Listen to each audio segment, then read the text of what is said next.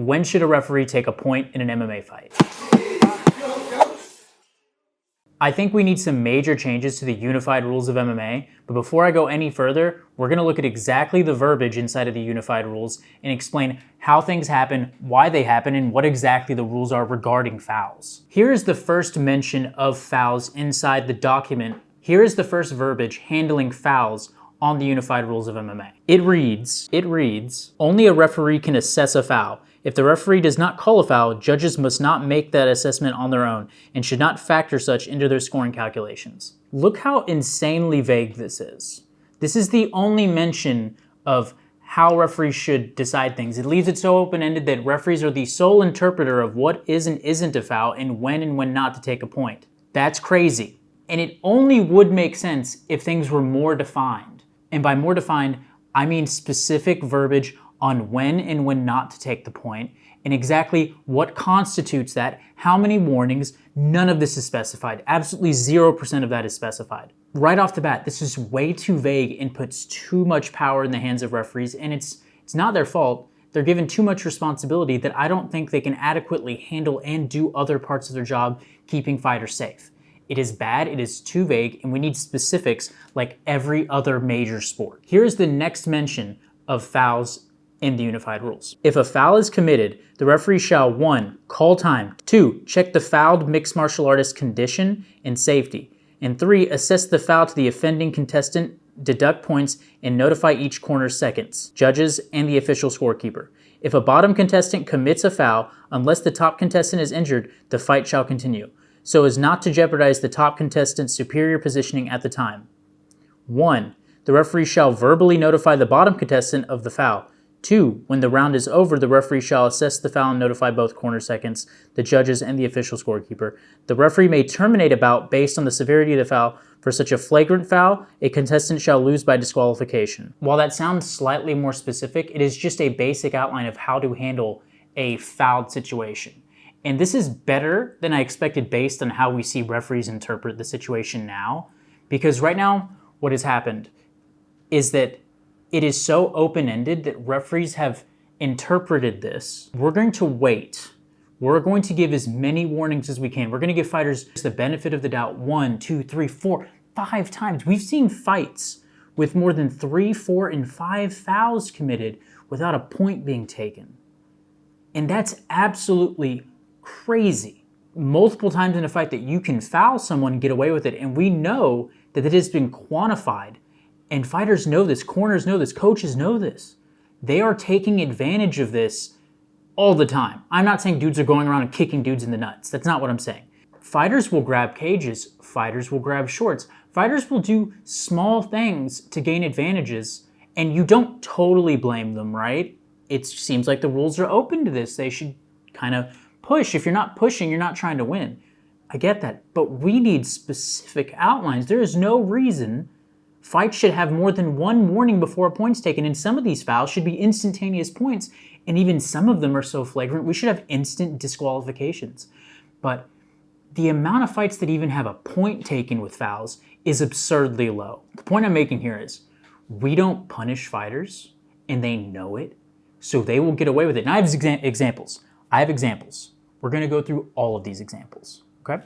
To be clear, there are 27 fouls under the unified rules of MMA as of 2017. And most of these constitute eye pokes, low blows, grabbing the fence, occasionally up kicks to a downed opponent. The majority of fouls fall under like 5-ish main fouls. The majority being low blows and eye pokes are probably the most dominant, with the third reasonably sized being illegal fence grabs and the such, and illegal use of the cage. But there are plenty of others, but those will constitute most of it, and fighters know to use those. After a fight with Davey Grant, I forgot the other fighter, but Mark Goddard took to Facebook because of a slightly different issue that people have with his refereeing. It had to do with how stern he was with his warnings and how he spoke to the fighters. Again, multiple warnings, just be clear. He gave multiple warnings. People were more upset at that he was like stern and like, I guess, aggressive in warning, which I'd say is better than not being stern, but people were upset with that instead of just immediately taking points, which is absurd to me. So fans, you're crazy. But We only want to break the action and alter the potential flow of the fight when absolutely necessary. So when the top fighter is the one being fouled, stopping them, standing them up, issuing the warning again, and deducting the point is the wrong course of action, as any experienced referee would agree. I agree with Mark Goddard here, but it doesn't affect the problem we're having right now. This specifically pushes forward the problem I've already expressed, is that they will have multiple warnings and they're worried about changing and altering the flow, but yet that doesn't matter. You don't have to. You can wait till the end of the round. Let me set the stage. Fighter is in guard top position. He's top. He's throwing ground and pound, correct? Okay. Bottom fighter in guard, trying to defend. Let's say while accidentally, he pokes the other fighter in the eye, right? But it's bad. But the top fighter's still winning. There's a chance he could finish it. He's landing some big blows, right? Okay. Let's say we get to the end of the round. The fight is not finished. It's the top fighter was winning, but you didn't stop it. At the end of the round, you can go over to the fighter and take your point. There's absolutely no reason that shouldn't be standard. Let's say you have a fighter who's in on a takedown, okay? He's in on a takedown and the other fighter grabs the fence and he stops the first takedown. You can warn the fighter that you can intend to take a point, but you're like, oh, he's still got a hold of the legs, or he's still got the double underhooks. Let's say the fighter who was fouled, not the fouling one, right? So he gives him a chance and he gets the fighter down. You play by advantage. It's just like in soccer/European football. They have a thing called advantage. So you wait till the end of play or a pause in the action to punish the fighter or player. The same thing happens with mouthpieces. We could apply the exact same logic to how they handle mouthpieces in the cage.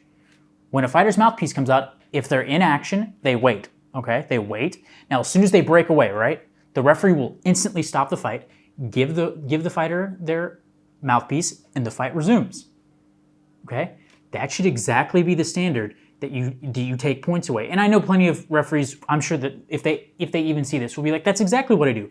The problem we have here, referees, is that you're waiting till the second, third, fourth, plus warning. And the thing is, you need to also consider here, if I foul for a low blow, right, for the first time, right, it's an accidental low blow. If I then go on to poke a guy in the eye after that, it doesn't matter if there's a difference in foul.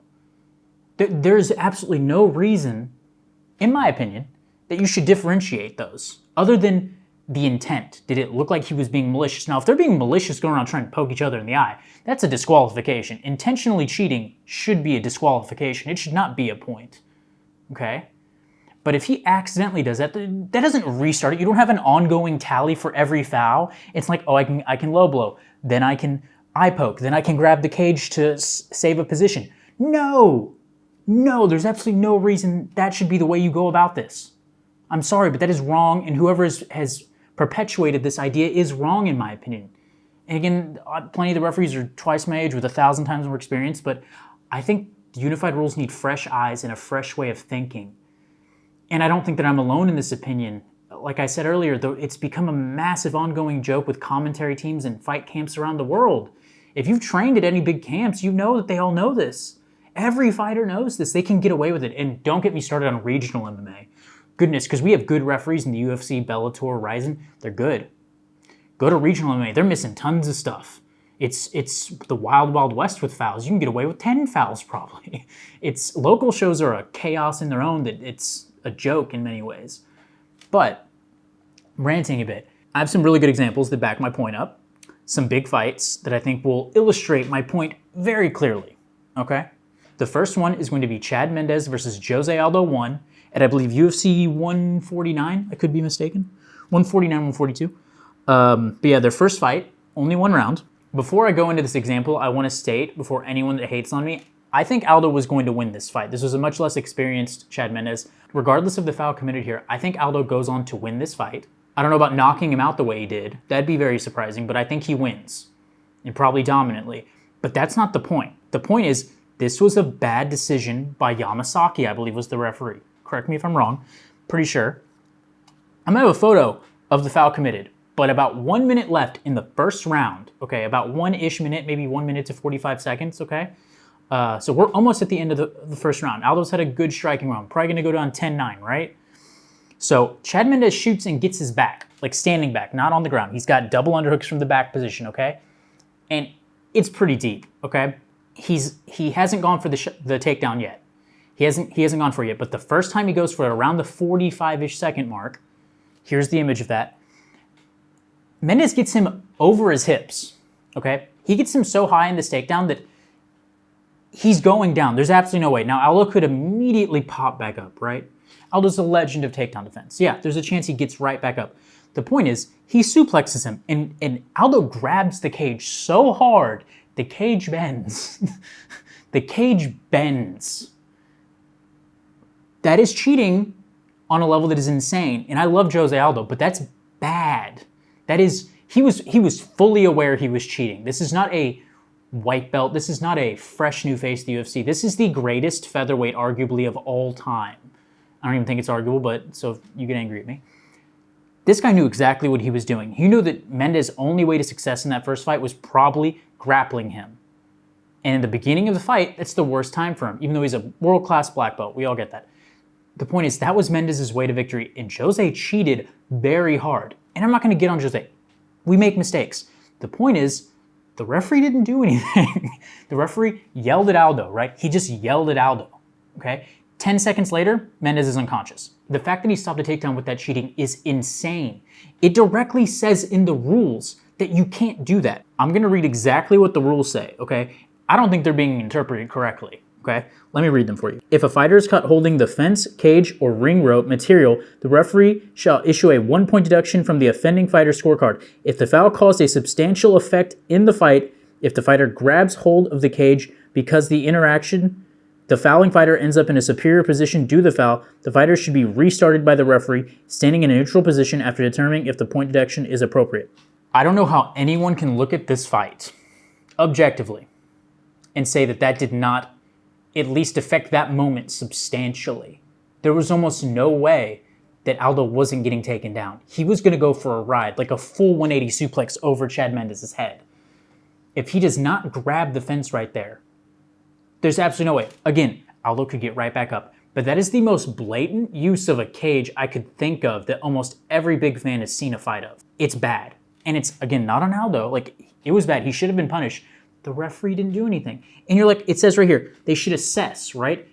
How, based on everything else I've told you, how could you not immediately at least take a point? Because fundamentally, this gives Aldo a better position, right? Standing on your feet is objectively better than having your back taken on the ground, I think most would say. In all grappling arts, that's a takedown. In back position, what if he gets his hooks in, gets like, etc.? That is super bad, okay? That fits the definition of cheating. The only thing that would be more insane is if they're already on the ground and a guy uses the cage to like get to mount or something, like a more dominant position than guard or half guard. Like he passes with the cage.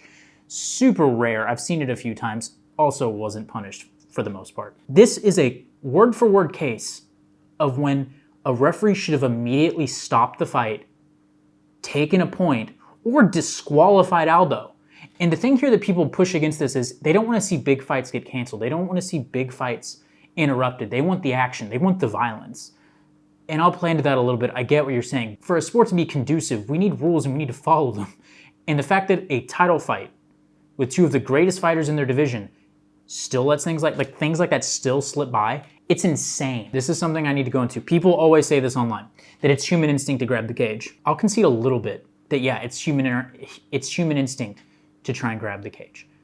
I've trained for a long time, lots of times in cages. I've never wanted to grab the cage. I never attempt to grab the cage. I'm not magical. I'm not a good fighter, not even remotely. Terrible, terrible. I just do jiu-jitsu now. But I've never, ever considered grabbing the cage in sparring. Not one time. I'm not special. People will be like, oh, you didn't want to win. I'm sparring. And B, like, I know it's wrong. Like, I'm actively also not looking to kick dudes in the balls. Like, it's just something I didn't do because the rules are the rules, right? You don't do that. What's the point of winning if you're going to cheat? So when fighters say that, I get a little bit angry because I know you're lying. Like, let's say it's not 100%. The world's not black and white. Let's say it's 20 or 30% true. It's definitely not the majority. You 100% knew. The Aldo one, he 100% knew. You can't hold the cage so hard that it starts bowing inward and tell me that you weren't aware. You weren't aware that what you were doing. So don't let them keep saying that. Punish it and you'll stop seeing it. If you start punishing that with instant point deductions, do you know how many times you're going to see fighters grab the fence after that? it's going to stop happening real fast. Really, really fast. And the sport will be better for it. I have another good example, okay? This is one with eye pokes, okay? And it is flagrant to a level that is absurd, okay? And I don't mean flagrant in the way, I don't think that the fighter that was fouling hated or was trying to physically hurt the fighter, I assume. In rewatching it, I didn't think that. But it looked dirty. It looked negligent at the very least. But it's to the point where it's so bad that no disqualification, no points are taken. And okay, after the foul, it gets worse. But we're going to go into that. So the fight in question is Anthony Johnson, big Anthony Rumble Johnson, back at welterweight. Okay, if you remember those days. He's fighting a guy named Kevin Burns. Okay. In this fight, it's mostly a stand-up battle. Okay. But multiple times in this fight, Anthony Johnson gets poked in the eye. Okay. I think that the referee warns him 2 or 3 times, if I'm not mistaken, but it looks like he gets poked more than that. Okay. And I get it. Referees don't say everything. Okay. But some of these are absurdly like violent eye pokes, especially the final eye poke. Okay. The last eye poke looks like he 100% like just shot his hands at Anthony Johnson. It looked like an attack with his fingers. Not to be mean to Mr. Burns, but it looked pretty violent. And it was so bad that Anthony Johnson just gave up. And we found out later, okay? We found out after the fight that Anthony Johnson had his retina detached by the final eye poke. And you know what happened? No points were taken. No points were taken at all by the referee. No, the warnings were there, but I wouldn't say remotely serious enough. And again, multiple warnings, no point deduction, no disqualification. And get this, okay? On review of the fight, you know that he was poked in the eye, right? There were multiple before that, and the final blow is an eye poke that ends the fight. Like the referee waves it off as like a TKO, but it's like clearly it wasn't a punch, it's an eye poke. Anthony Johnson appeals that this should be overturned to a no contest or something, right? You know, like what a genuinely non-dysfunctional organization would agree to, right? Like he clearly cheated, accidental or not. The fight was stopped because of it. That should definitely be overturned, correct? No, they stood by the referee. They stood by the decision in the cage, which is absurd. That is corruption, if not negligence, okay? He applied after. There is video evidence that this is 100% not a good outcome. Like this is the wrong outcome. Nothing happened. There was a Pyrrhic victory. Well, I mean, he got revenge. He knocked Anthony Johnson knocked Kevin Burns out in their next fight. They immediately rematched, and he obliterated him, as he should have, because he was the better fighter and should have won. Without the eye pokes, whoa, look who was better. Crazy. But it's another example where the commission failed on such a level it went even beyond the referees. Okay? So it's a systemic issue with this stuff. It's systemic. I mean, this is an older fight. Both of these fights are pretty old, right? These rules we have right now are the 2017 rules. I get that. I need to note this right now. We are using the 2017 rules, like I'm reading them. They've changed a good bit, okay? We have some commissions using the old ones and new ones. It's crazy. It's crazy. But the point I'm making is, generally the foul rules have not changed. We still have the 12-8 elbow is illegal. It is still illegal to upkick from guard on an opponent if they have a knee down. That's insane. And Big John McCarthy, he wrote a lot of them. Herb Dean, I'm sure, helped. There's lots of really great minds that worked on these. But someone in there is keeping stuff around that shouldn't be there, and it's insane. Even at one of the most recent UFC events with Derek Brunson versus Eric Shabazian as the main event, we had a prelim fight between Nathan Maines and Johnny Munoz, where we had multiple illegal strikes, and we didn't get a point taken until several warnings. 3. It took 3 warnings before we had a point taken. Johnny Munoz fouled Nathan Maines multiple times without any repercussions, okay? Until the end of the fight. And here's a clip of Maines talking in his post-fight interview because, thankfully, he was vindicated and won the fight, okay? But here's what he had to say. When you get kicked in the nuts multiple times, which time, yeah. How do you keep yourself focused? Is there a point where you're like, oh my God, come on?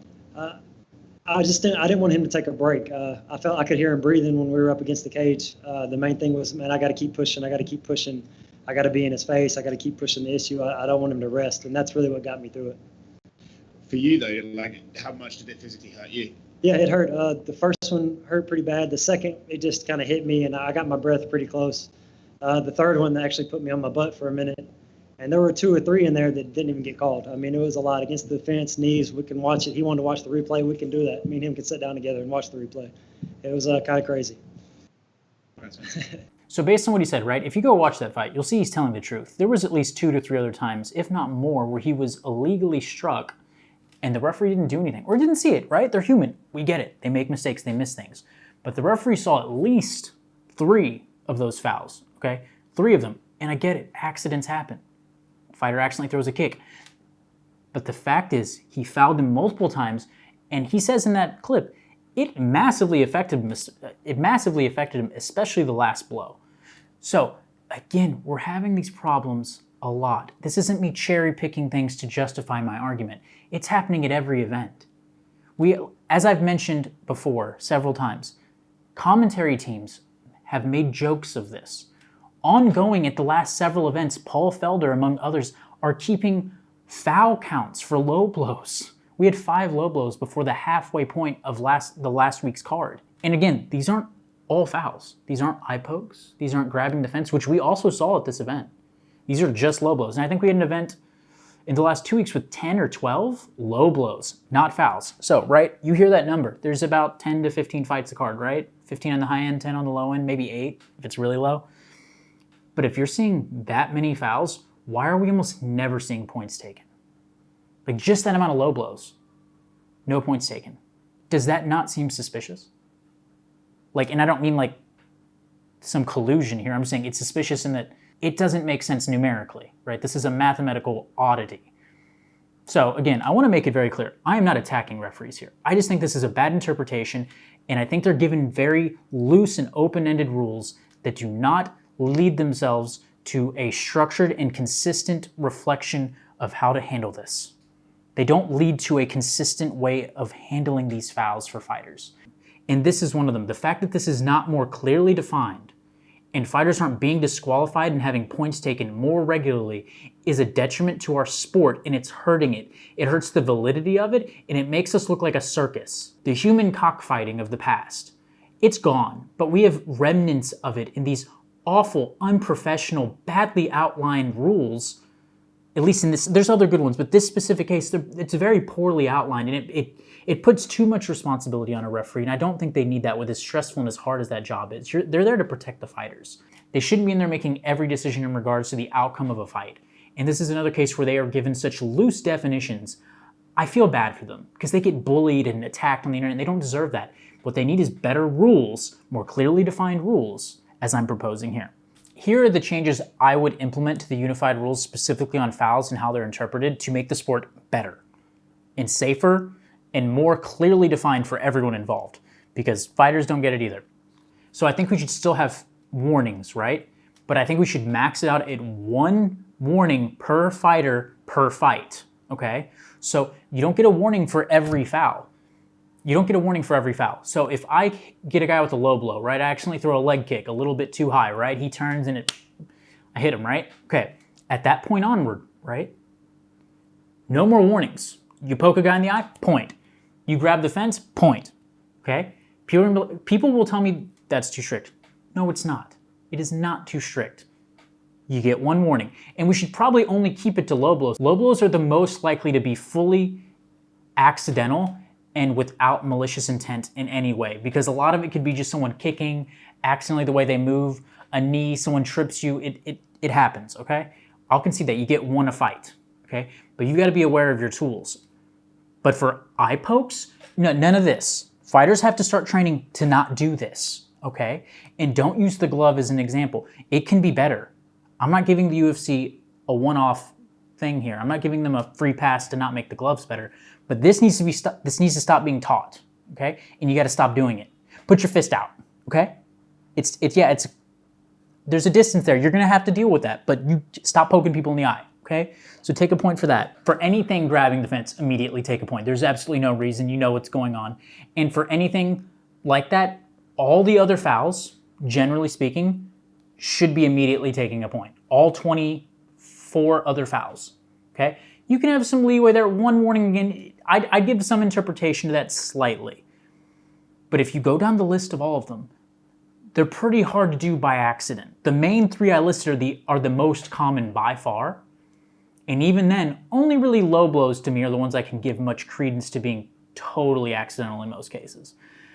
But even then, one warning, then take a point. There's a few rules that I would actually say you should have an instant DQ for. For example, kneeing a grounded opponent in the head, right? Like kicking or kneeing an opponent, like an illegal strike like that. That should be an instant DQ. There shouldn't be any of this, I knee an opponent in the head illegally, right? And the referee gives him 5 minutes, and he's like, I can continue. No, you stop the fight, you give him the win, and you move on. You get disqualified. That's cheating. That is cheating. What are they talking about? There's absolutely no reason you should be doing that. We recently saw that with the Boston Salmon fight. That dude knew what he was doing. Boston Salmon was hit so illegally that it was gross.